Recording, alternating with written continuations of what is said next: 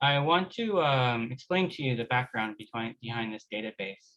Uh, at Qoom, for several months now, we've been hosting workshops and hackathons, and we've been helping a lot of students and young programmers learn how to code. And we've learned that one of the roadblocks to build better projects is having a database. And we found that the existing database solutions out there are quite complicated, and it doesn't need to be that complicated. So we had an idea that we build our own database system, build it inside of Qoom, so that you have a series of APIs that just work. You don't have to set up anything with tokens. You don't have to read any other documentation. A lot of these other database solutions, like I was looking at Firebase, they have things in JavaScript, but you have to read a lot of documentation, and you have to understand their flavor of JavaScript and their functions. And there's a lot of like seemingly magic in it that it's hard to understand, and you have to take your time to learn that. So when we built our database system, we decided to use vanilla JavaScript and just vanilla HTML. So when you're learning to use our database system, you're also learning how to use just the base, the base HTML and JavaScript. So by learning the basics and the fundamentals of like fetch, like in JavaScript, you use fetch to talk to APIs. That will open a lot more doors to you when you learn how to use other APIs, like learning how to use a Twilio API, for example, like Ganning is using.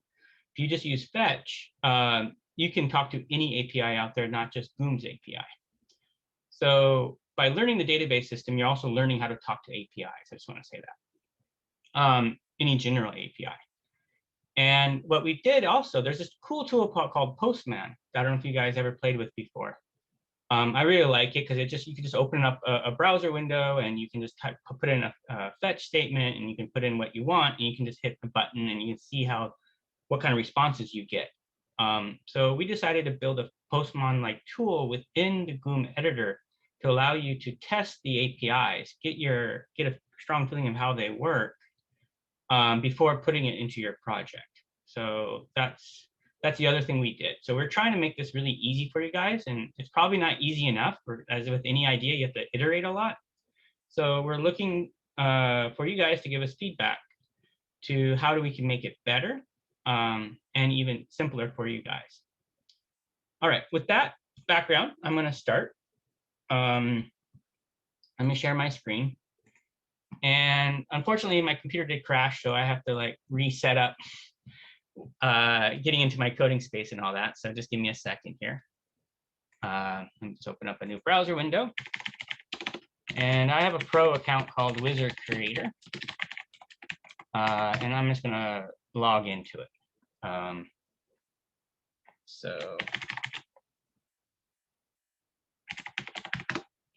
So one thing I like to do with Qoom as well is I like to memorize all the URLs, so I don't have to go to www.qoom.io. I can just like enter a browser and go where I want.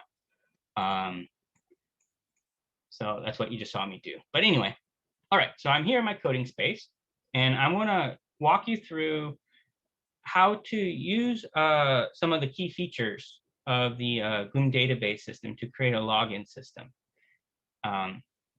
So I'm just going to create a new project, and I'm going to call it login system. Okay. And the Qoom database system only is available for projects. So any folder that has a P on it has the Qoom database API with it. All right. So I'm in here. I have a blank HTML. I'm going to put in like, I don't know, I'm going to put hello here. And okay, everything's working. All right. So to learn more about the database system, you've probably seen this before. You click this button, and it brings up a panel. And before, our panel was very, I guess, had didn't have much information to it. It just had some very, very fundamental things in it. And we took learning from you guys, and we built a better documentation to really focus on the things that we found our customers are confused on. So one thing we realized is that was really confusing is this idea of routes. I think people who are new to code don't understand what routes are. And what a route is a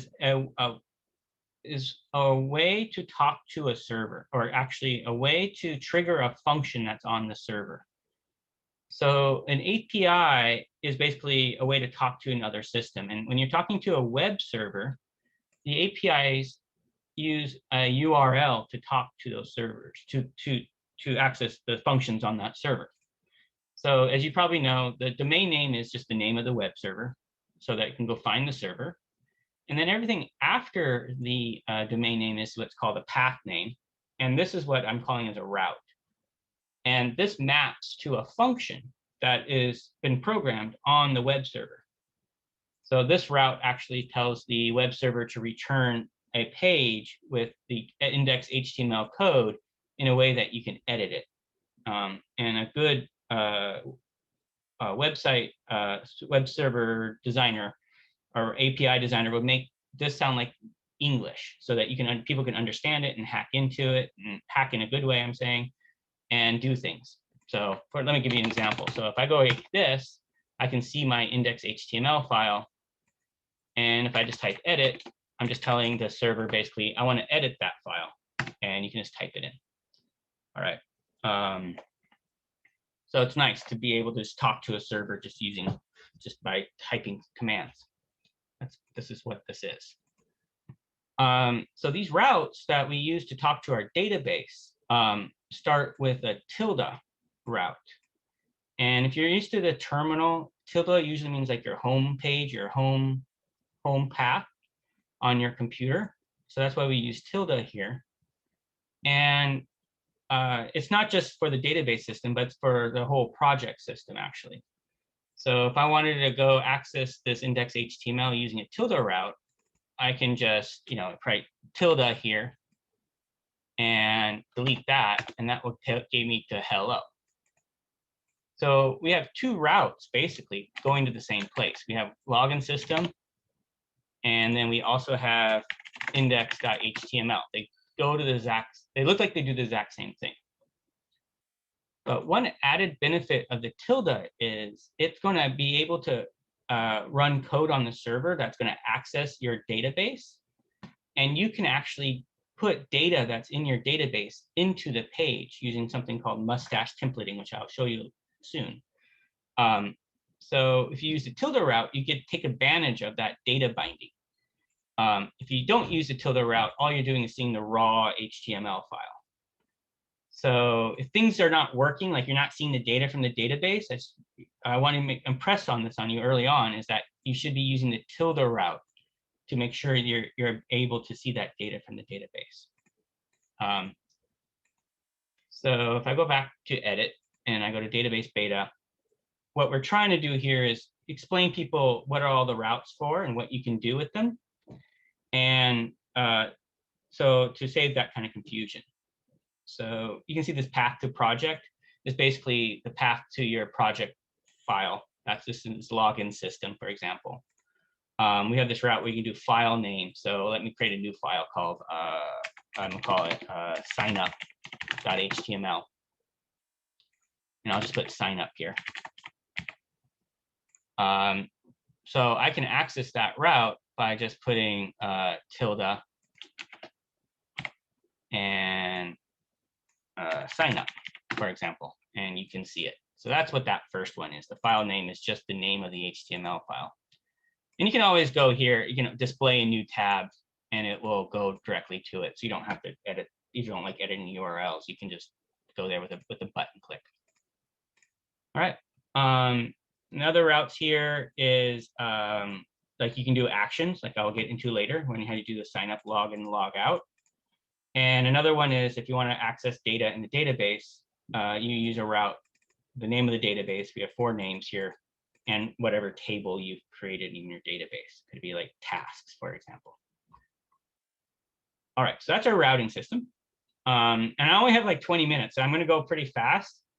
So just So I just hope if you see this multiple times, you'll get it more and more and more. We'll give you time to practice this during the after I'm done, and hopefully you can use this during your projects, and you'll get a better understanding of it. All right, so let's now go into each of the components of the database API system. So here's a comparison table, which compares the different types of databases, and they really differ in who can send the data and who can read the data and who can edit the data. So we have this open database where anyone can submit data to your database, anyone can read data from that database. So this is great when you're doing like a survey or something, like you want to know what people want for lunch or something like that. Then we have this account database where only the account owner can, get data and post data. So in that case, it's helpful if you want, like Lakshmi is working on a diary system. So she has this login page, and then once you log in, you can put some private information into Qoom, into your database that no one else can see unless they can log into your account. That's the account database. And then there's this authentication databases where you can create the accounts, which I'll start out with. And there's standard ways to talk to a server. This is called REST API. There's a get, post, put, patch, and delete. Later on, I would love to get into, there's another one called GraphQL. That's really, really cool. I want to expand this in many different ways. But right now, this is the fundamental way of talking to a web server. Just be aware there's other ways too that will come out. Back. All right, next, let me go into the authentication systems now. This is, here I'm calling it login system. So I might rename authentication system to login system. So this is easier to understand. That's what I should use. But anyway, you have a login system, and we have two ways to create accounts on Qoom and log into accounts and log out and things. One is through HTML. And again, this is just using standard HTML. It's using the form element, and this is how you talk to web servers in HTML. And then we have another one, a component is in JavaScript, where you can talk to these. Here's the route again. Here we can talk to the server to sign someone up and be able to send their username and password through JavaScript and sign them up. All right.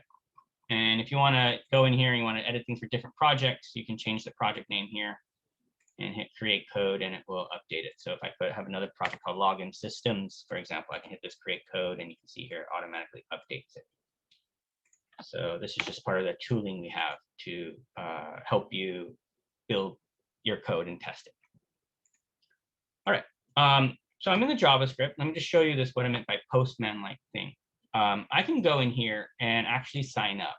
I can change my username. I can add like an email here, jared@qoom.io. And I just leave my password that, I guess. And I can run. And it actually signed me up. So I can see my account information here. So if you're actually building this all in JavaScript, you can take this data and do something with it and display it in your page, for example. Over here, I can then, I can log out. So I'm just logged out. And here I can log back in. I guess I didn't put qoom.io. I don't have any validation here or anything like that. That's something if you want, you can add yourself. So I didn't add a valid email, but here I can run, and now I'm logged in again. All right. All right. Now, let's say you wanted to see and manage everyone who created accounts. I'm going to go back here. We have this My Database table here you can access, and it opens up a new tab. You can also get to the same data by clicking over here, Database Tables, and here too. So there's two places you can go and get a view of all your database systems. So again, my project was login system. So I can go here, look for login system, user account, click that. And then here I can see my data. And we're still building this out. And one really cool thing I know we need to have pretty early on is to make roles. So you can assign different roles to different users and things.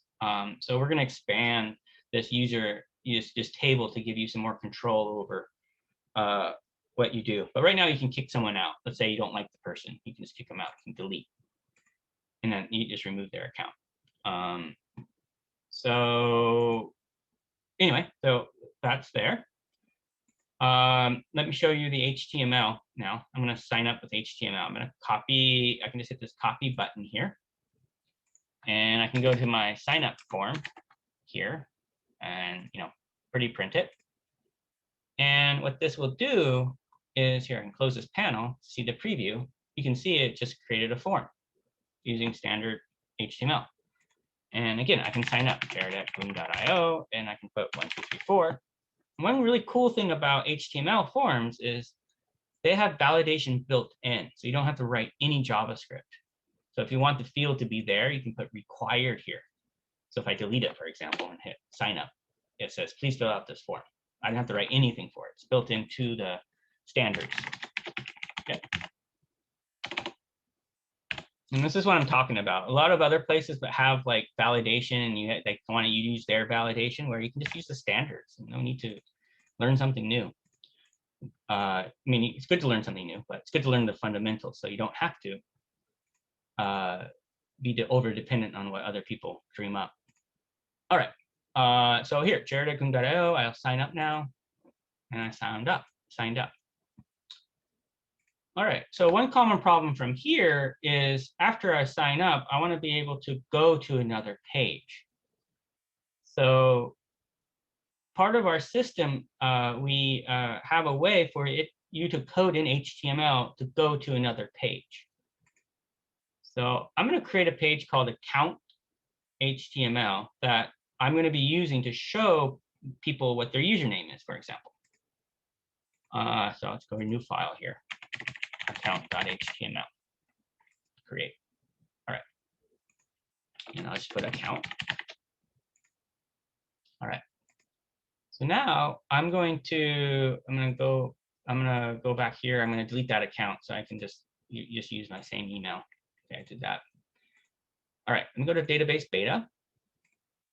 And going down here, oh, one thing I forgot is you can also ask for like a phone number. You can put whatever fields you want here. So for example, I can just put a phone number here and force people to give me their phone number. And then there's this other thing, adding a redirect, which is just another input field. So this is using standard HTML, but it is specific to Qoom. So there's some things you do have to learn so that we can try to make it easier for you guys. So we came up with this field called redirect URL that you can give it a value. So here I want to go to this account page. So again, I'm using that tilde routing. So I just use the file name here. Okay. And when I'm done, so I'm going to close. I can now have phone number there, and I can sign up. And I enter my password and a phone number. And I sign up, and it takes me to the account page. So you can see it basically is this. All right.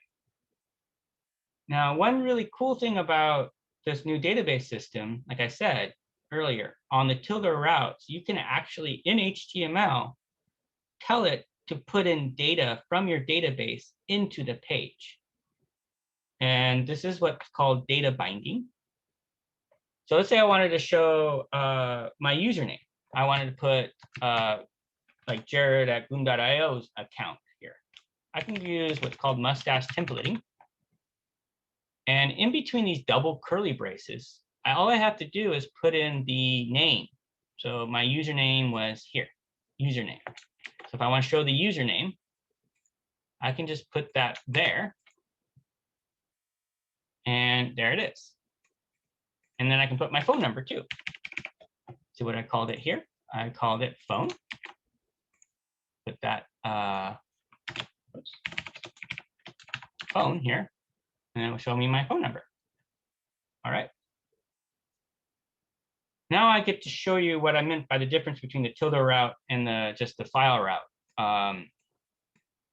So for example, if I just went to the file route and got rid of edit here, you would see the double curly braces. You would see whatever you saved in the file. But by using tilde, I'm telling the server, I'm calling a function on the server that will actually go fetch the data from the database and put it into those double curly braces. All right, so I hope that makes sense. Now, that is that. And you can go in here and do sign up and log in and all that stuff. I'm just going to skip now to the next database system and let you play with sign up and log in and all that. The next one is account database. So let's say I wanted to put in like a diary entry into my account, so that when I go to my account page, I can see my diary entry. Another thing you can put here is like a personal task list, personal to-do list. You can put in a personal like playlist and play with the audio tags. You can put in video URLs. You can do all sorts of cool stuff and make it your own little space here. Okay, so what I'm going to do is I'm going to put another form here, copy, and I am going to put in the form here, and I'm going to call this, I have to define the table I want to put the data in. So I'm going to call this diary. And I'm going to put in entry here. That's the name of my, where I'm putting it into the database, so the name of the field. Or if you think of a database like a spreadsheet, it's like the column header of the data. And I'm going to, yeah, I'm going to use it. So that's it. I should be able to go here. Please write, walk your about your, let me put, please enter diary entry or something. Okay, and I can put in like, I ate too much, I need to lose weight or something, something personal. I can then hit submit and it will add it to the database. Now, let me just show you here again. I'm going to go back here and show you where this is. So I can go to here, account diary, created that table. See, it's all right here. So I can go in here and manage it if I need to. Now let's say I wanted to see that entry. Well, let's go look at the documentation. Back, account database. All right, so displaying table data. So here's just an example. We know there's another issue here. It's not very clear, so we're going to clean this up pretty soon. We missed that last night, but when we pushed it out. But anyway, let me show you how it works. Here, logging would be the name of my database table. So I would put diary here. And this log would be the name of the column or the field, which in the case is entry. Okay. Now, if I close this, see right here, I ate too much. I need to lose weight. Let me put another entry. I saw a flower and I squashed it or something. Okay. Hit submit and it adds it to it. So you can see how you can just keep on adding things to your database. Again, this is no JavaScript. It's pure HTML. So I think it's really cool. I'm really excited about it. Because I know a lot of people don't like JavaScript very much, and they want to build beautiful websites and stuff like web apps with some basic basic interactions. And this will allow people who don't like JavaScript very much to do that and make things beautiful with their CSS skills. All right. All right, let me go to database beta. Let me show you the JavaScript part of this. Again, here, I can change this to diary, create my code for that. And here, for example, I can get the account data. I can hit run here. And here you can see the entry. This is just creating an account table. And this is just here, just signing up in case you haven't signed up or have an account. Because you need to have an account on the project that you're creating in order to use this. But when you can do more things in JavaScript because it's more powerful than HTML. So one thing you can do in JavaScript right now is you can edit things. So let's say I wanted to change this. I saw a flower and I squashed it. I can go here, put the ID to that field, and I can change it to how to go back home since he did not behave very well, I guess. Let me just change it to that. And I hit run. There, it changed it. Oh, I'm sorry. I added a new column here called log. Do you see that? So let me change log to entry here. And change that entry here. And let me add something else. I got a good grade on my test or something. Run that. And then you can see here, here's that entry, run it. You can see that entry. And let's say I want to delete the log. I can go log here. And I can just delete the entry there. I can just go log and it will just have an empty string there. Run. And let me just test something. I think you can even put undefined here. Let me see if you put undefined here. Here's what it will do. No, didn't work. Okay. Let me put null. That will work. See if there's a way. Yeah, I think we need to add that feature where we can actually remove columns. So anyway, you can see it's not perfect, but we're going to get there. The other thing is you can delete the whole entry too. So you can hit there the ID and hit run. And now if I go back here to here, you can see it's gone. And one thing you can see is when you're using fetch, it's always, I'm using this method to go with it. Delete tells the server that when I see this route, call the delete function that I defined. You see, this is the exact same route as this, but instead of here, I'm calling patch. And that's a standard way to tell the server that I want to edit data. This is get, and this is post. All right. Also to let you know, we're going to be adding some more features on how to get the data. So maybe you can add some filters here so you're not getting all the data. That's been a request, and we know that, and that's kind of come out shortly. This is using MongoDB all in the back end. And the other cool thing I want to be able to do is give you full access to the MongoDB querying and aggregate system. So if you're more advanced and you want to take advantage of the advanced features of MongoDB, we want to be able to pass those on to you through these APIs. So we have a lot of room to grow this, and we're looking forward to your feedback. So let me wrap it up here. There's another database called Open Database. It's just like account database, but you don't have to log in to create things and to view things. But you do have to log in to be able to edit things and delete things. So I'll let you explore that on your own. So I hope that was 20 minutes. I don't know. Maybe I hope that makes sense to you guys, and hope you're excited about it as we are.